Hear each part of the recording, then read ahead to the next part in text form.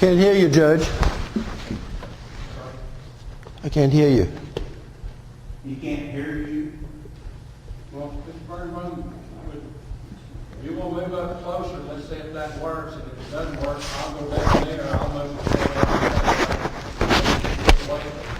Yeah. I don't want anybody That would be good.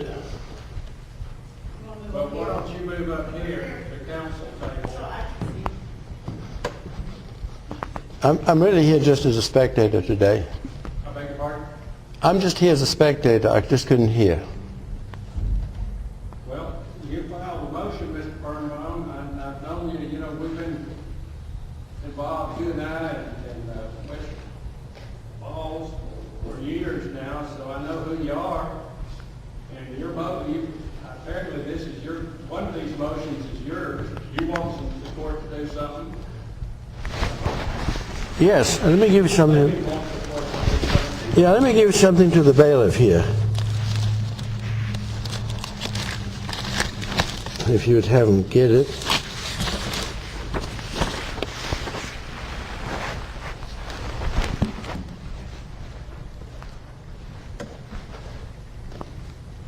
I assume that yes, sir.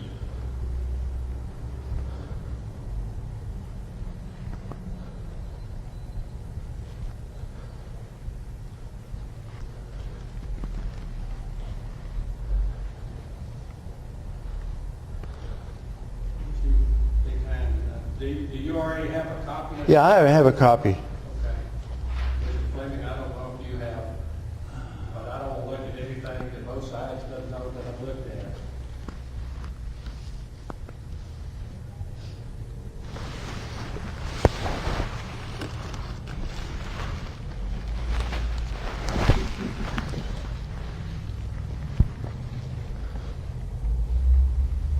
Yes, sir, I've seen that before. Well, Mr. Birnbaum, are you telling me, sir, that you want to be a spectator, you do not want to participate? This is your lawsuit. Did you take a look at this? I read it. I'm getting a little absent-minded too. So, I may have handed you the wrong one. Bailiff, can you hand that back to me and make sure I passed him the right one, because I have several versions of this. Let me, if you just hold it for just a minute. Well, it's the pumpkin one. Yeah, that's, okay. I just want to make sure, I sometimes do silly things. I'm sorry. Sometimes I'm getting up in age, sometimes I do silly things, and I want to, I don't do anything on the spur of the moment anymore, and so if I do something, I sort of reserve the right to take it back. I'm 78 years old. You want to withdraw that? No. I just want to make sure that I handed you the right one. I sometimes, when we get up in age, we do things. The end of the day is that I'll ask the clerk to, it's got a file mark on it, so, okay. I guess it's already a record. Yeah, it's already filed. Judge, could you show me your assignment? Would you have the bailiff show me your assignment?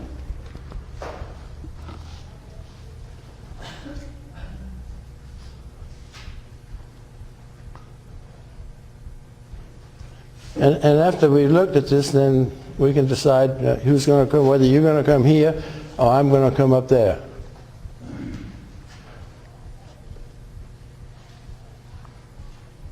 It's better for you to come up here for me. You can come up here. Because now I've got all my equipment, right? If I can hear him from here, then you can hear me from here too. Just speak up. Thank you. And I have a tendency sometimes to go into a rattle mode, so if I do, please ask me to repeat.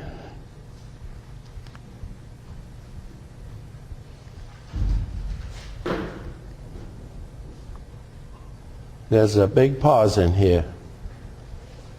I've noted that on the recordings that we have, or the transcripts, the pauses don't show up. So I may at sometimes interject a pause or a long pause, and also the voice levels don't show up, so I may say voice level 3, like I'm saying right now. Okay, on 3.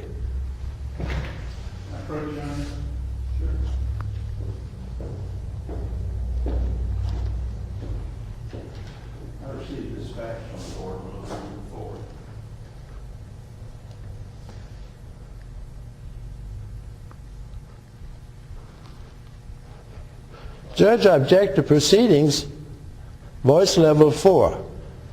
Judge, I object to proceedings before you've shown me your assignment, unvoice level 3.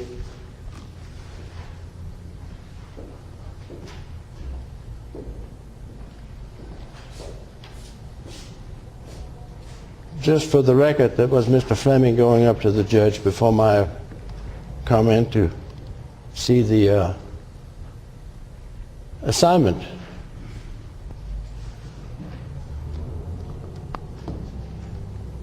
You know where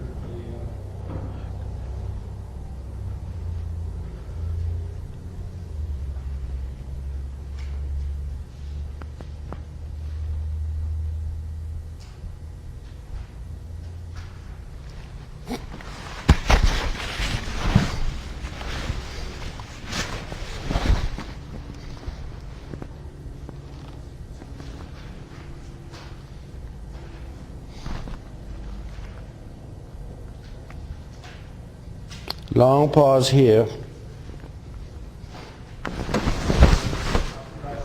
It is now 10:10. pretty close to that, Mr. Birnbaum. Thank you, Judge. I can hear you.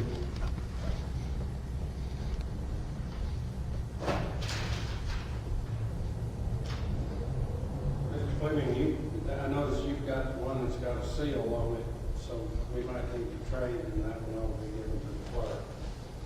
You may have an original instead of a copy. He does. Well, that's the second sheet there. Well, no, that's what, let Mr. Birnbaum. Judge, I can't hear you. I was just asking the bailiff, well, why don't you move up close? Just move up here. He can come up here. I can hear him. I'd like to see the assignment. You're looking at it.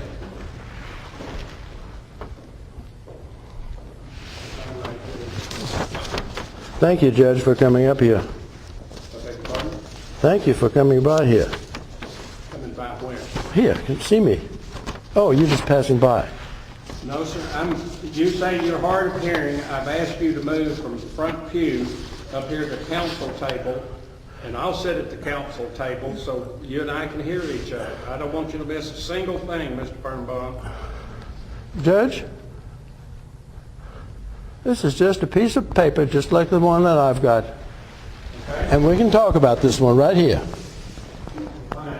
Mr. Birnbaum, you ready to proceed on your motion to cancel out the last order entered by the court? No, sir.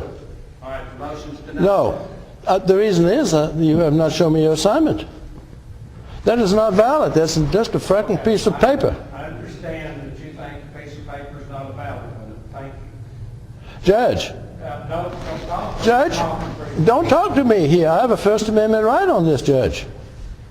Now, if you want me to stop this, have you ever seen a piece of paper that looked like that one? Judge Mary Murphy does not have the right to assign you to this case any more than the Grand Pumpkin has the right to assign me here to pass out pumpkins today. Well, I assume that pumpkin document was some effort at humor, but, No, sir, it was not. well, It was an introduction to show you that mine is not that. Tell me in which manner your document is any more valid than my document. Mr. Birnbaum, Judge, have you ever looked at section 74.056 under which that assignment is made? It does not allow Mary Murphy to make that assignment. Would you please look at the law? Until such time, these are just pieces of paper, voice level 6. Mr. Birnbaum, Mr. Banner, if you would like, if you would like to. look, I'm not going to interrupt you. I want you to say what you need to say. You're not Okay. going to interrupt me. Thank you. Are you ready to present your motion? No, I'm ready to present what I'm fixing to say. Sir? You asked me if I was ready to present what I was fixing to say. Oh, well, go right ahead. Say whatever you need to say. Okay. I have presented this already in a document. It's already on file, but At my age 76, my memory is not real good, so I'm using this to revive my memory. It says, oral pleading and writing. The hearing scarifacious to revive, order on motion for sanctions, this hearing before Brown on today's date. My name is Udo Birnbaum, and I herewith call on my right. Now remember, you asked me to hear this, I'm not before you. My name is Udo Birnbaum, and I herewith call on my right to be heard. This will not take long. Please do not interrupt my thoughts. I am 70 years old. 78. I may not have said that right. Your Honor already knows that I am not a lawyer, and that you yourself were the trial judge upon this cause way back sometime in 2002. A quick scan of your findings supporting this order on motion for sanctions should of course immediately refresh your memory even after 12 years. And again, I am not a lawyer, but I suppose that an order can somehow go dormant and can indeed be revived, somehow like a judgment, by the magic of scarifacious, I suppose. In any case, I have Googled on scarifacious and will briefly address each essential element required for revival, as I understand scarifacious. Again, I am not a lawyer. Pause. So as a non-lawyer, pause, and after this short initial presentation, instruct me as to the elements that I may not have addressed in other rights and remedies that are available to me. At issue today regarding scarifacious to revive, whether today there indeed exists an enforceable judgment or judgments, whether such indeed have not been paid off, set aside, pause, or whatever, whether the party wanting to revive, pause, to do execution, I suppose, pause, does indeed have standing to do execution, and by implication, pause, today have standing regarding this procedure to revive. And here's the key thing, and implied in this whole matter is, of course, whether these documents are in fact lawful. Lawful. Lawful. Lawful. Or just void, void, void, pieces of paper, inconsistent with due process, inconsistent with due process. Repeat, inconsistent with due process. Also material is whether your very own assignment for today's proceeding is valid and lawful. Or likewise, just another piece of paper. And even if reviving an order is legit. And then there is, of course, another issue of the remote possibility of the appearance of conflict of interest. You, voice level 5, you yourself ruling on the lawfulness of these documents at issue here today.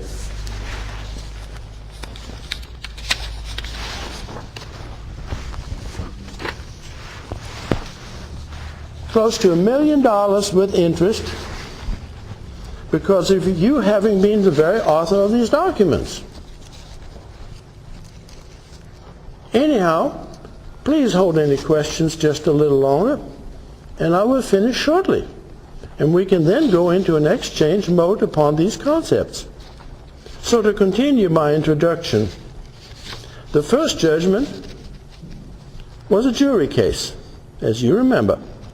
But Your Honor did not let the jury decide. You did not even put the elements. You did not even put the elements at issue to the jury. You had a jury sitting there. You didn't. Inconsistent with due process. But we can get into that a little later. The second judgment titled Order on Motion for Sanctions. Pause.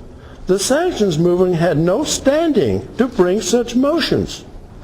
Besides, the sanction is unlawful, and not only because you did this without a jury. It was a jury case, Your Honor, and you did this without a jury. But because it's patently unlawful on itself. I'm talking about the sanction you put on me of $62,000. A court, by civil process, cannot unconditionally punish by civil process. Period. U.S. Supreme Court. I put that before you in motions during the trial and all kinds of other stuff. Supreme Court forbids this. It has to be. But you did it anyway. Okay? And here are some words out of that. And relief which the court seeks? Have you ever heard in a civil process a court seeks? The state seeks. That was voice level 3. Okay? Relief which the court seeks to stop Birnbaum and others like him? To stop Birnbaum and others like him, Your Honor? From filing lawsuits? From filing lawsuits? Judge, that is a First Amendment right. Filing a lawsuit is a First Amendment right. You punished me for filing a lawsuit. That is official.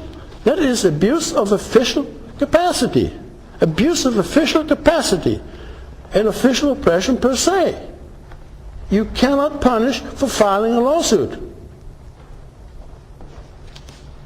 Period. And the third judgment, likewise titled, Order on Motion for Sanctions. 2 years later, after the first judgment, no more case left in there. And that one is plumb insane. Plumb insane, Your Honor. Judge Ron Chapman, another judge, assigned to do a mere recusal hearing, opposing a $125,000 and $770 sanction. $125,770. This was voice level 9.5.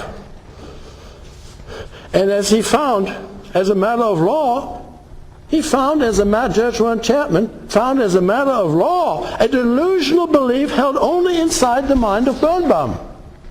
Judge, you were there as a witness.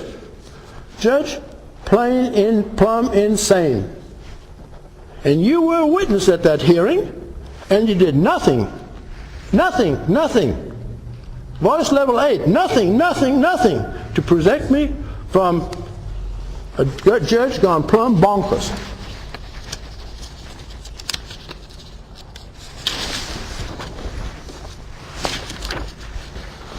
So much for the unlawfulness of these pieces of paper.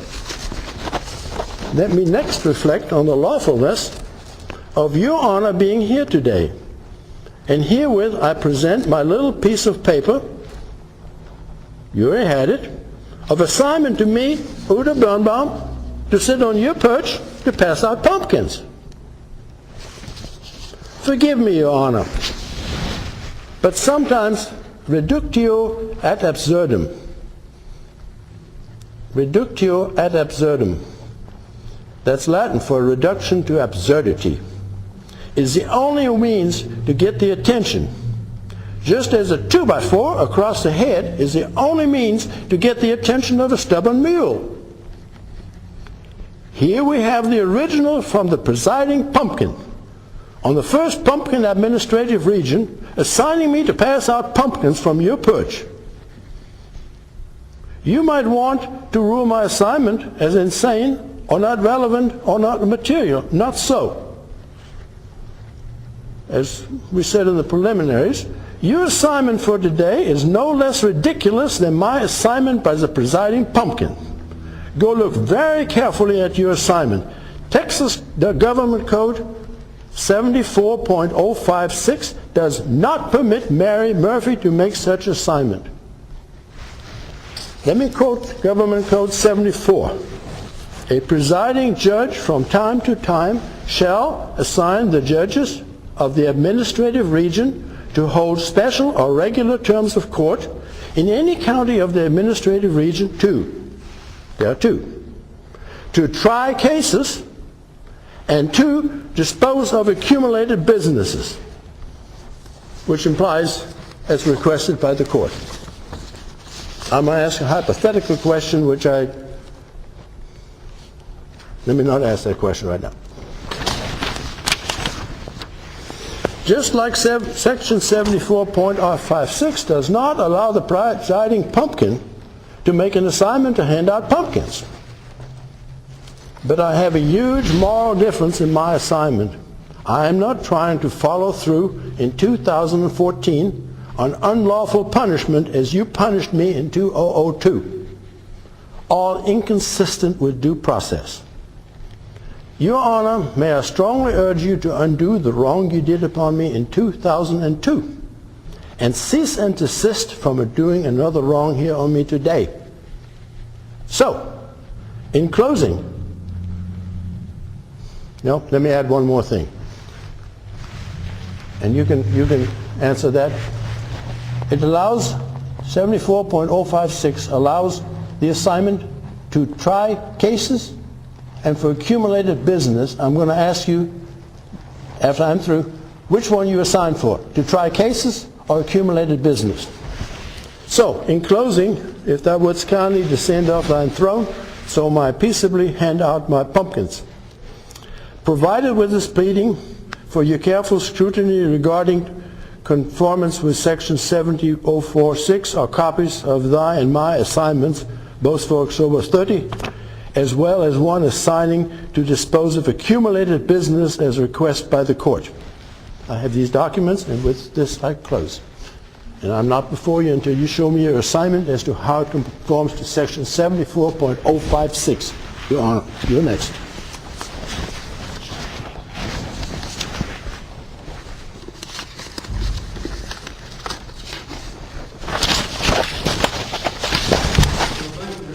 It is now 10:15.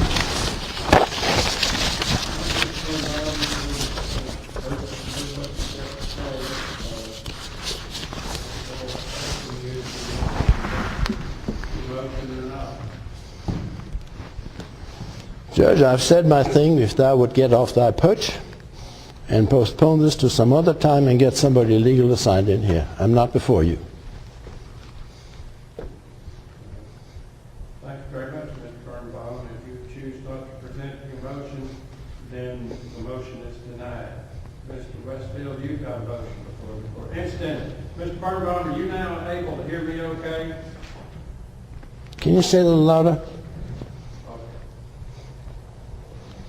If you are not, you're physically here today, and if you choose not to present your motion, Yeah, just a moment. Okay, just a moment. I need to run to the bathroom.